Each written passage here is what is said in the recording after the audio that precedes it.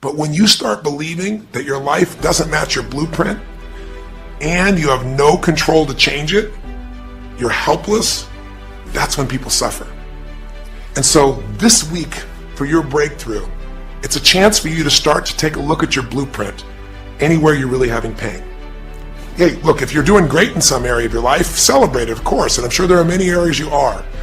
But life is really a series of growth spurts. I mean, two things in life make you feel alive: growing and giving. Because here's your choice. Watch this now. If you're suffering, if you're in pain, your life doesn't match how you think it should be, and you think you're helpless to change it, now you have only three choices. Choice one, blame something.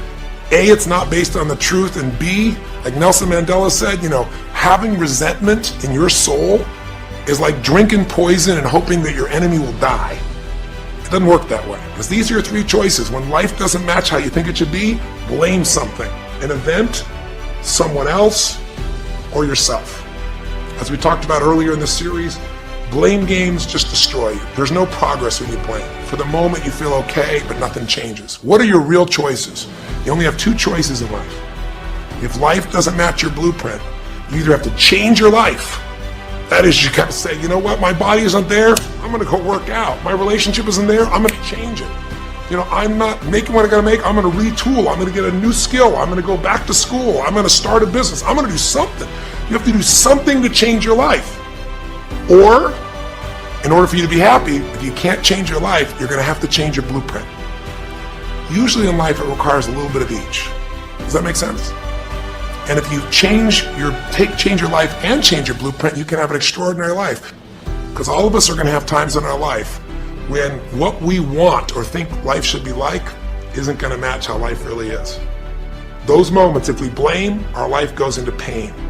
If we change, we can change our life and match our blueprint.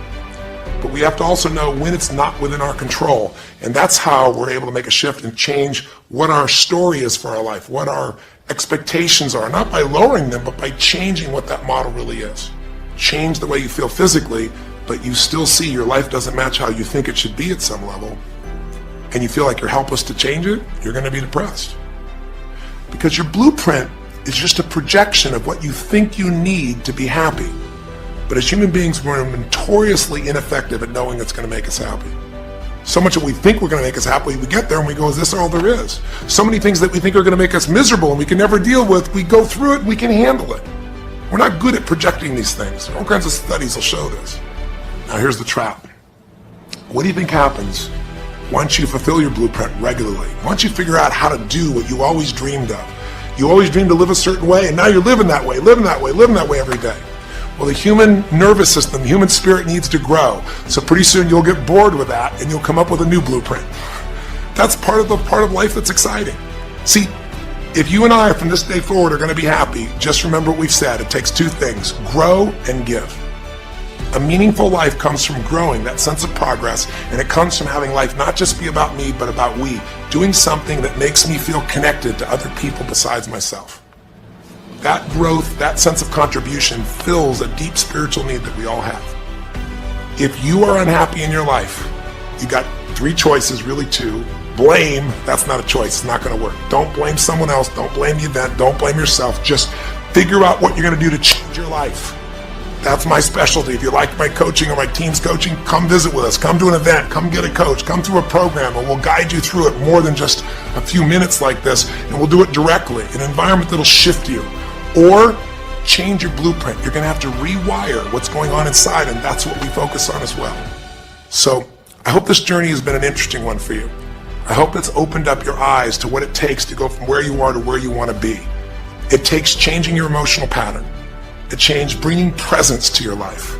It takes realizing you have no problems compared to somebody else and putting your life in perspective. It takes the ability to deal with those extreme stresses that happen in your life by questioning your limiting beliefs. And again, we'd love to coach you and show you how to change those in a permanent way where it happens automatically, just like lifting weights so often until the muscle's always there and you find yourself able to follow through. It takes for you to be able to figure out how to deal with crisis and how to turn it around.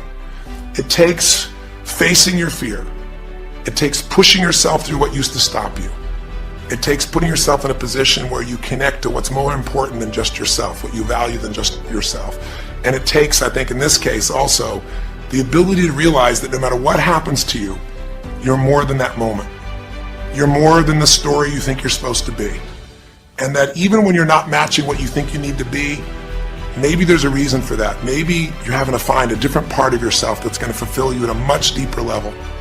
Sometimes failing to get your goal gives you your destiny.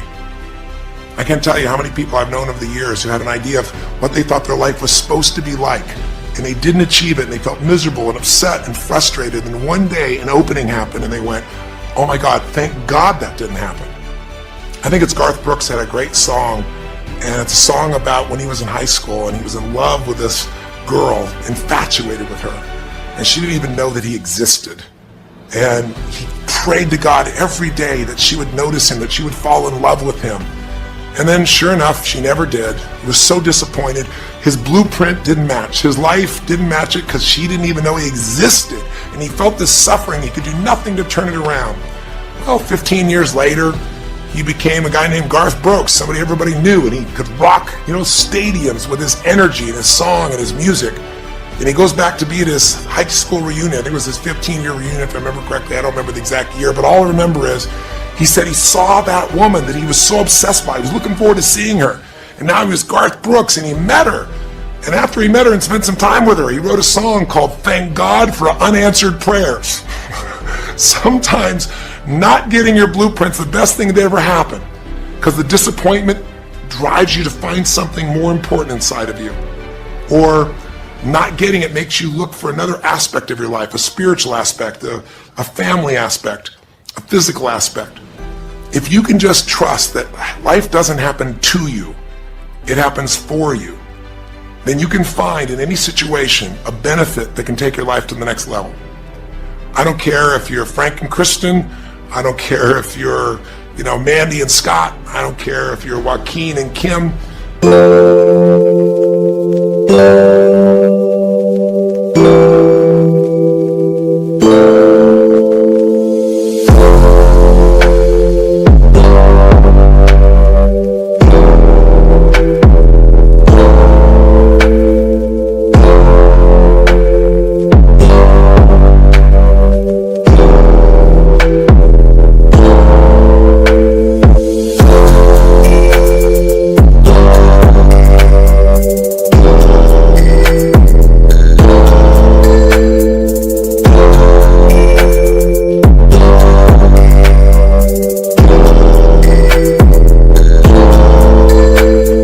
Every one of us in our life is going to face situations where it feels like we have total trauma, something that's been taken from us.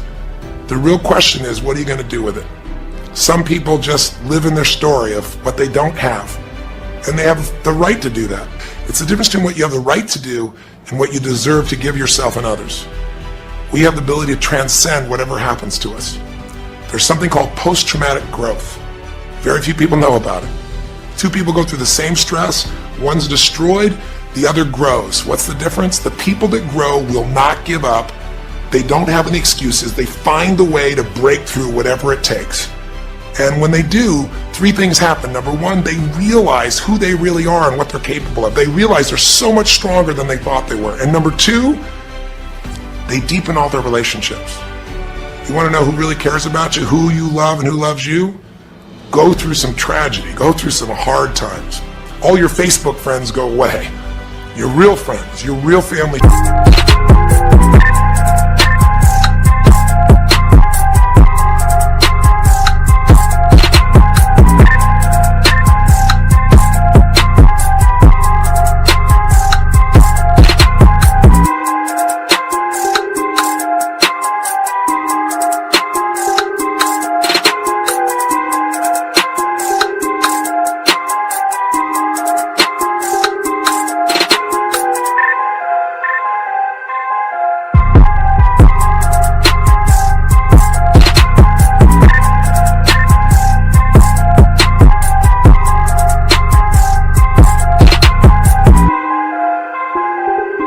Shows up for you and you show up for them, and it deepens your relationships. And the third thing happens, if you can push yourself through and break through whatever challenges life gives you, is each time you have a breakthrough, you get stronger. And it almost like builds a psychological immunity in you, where suddenly, all of a sudden, it's like stuff happens, you know stuff's gonna happen, and you're not scared of it anymore. Because after you've been through a stroke, after you've been through, losing the use of some of your body, your senses, after you lose a family member, and you break through to that, you get to the other side, it's like, give me your best shot, life. It's almost like there's this psychological immunity that says, I'm ready for whatever life will give me. I don't want challenges, but if they're here, I know I can handle them. That strength of spirit is what creates a sense of freedom and joy in life. And that strength of spirit basically comes from living a life where you are constantly and never-ending flinging away to improve yourself and to help others. That's my mission, and if we can serve you again in the future, I hope you'll check us out. There's 3 ways you can continue to participate with us. You can come to an event.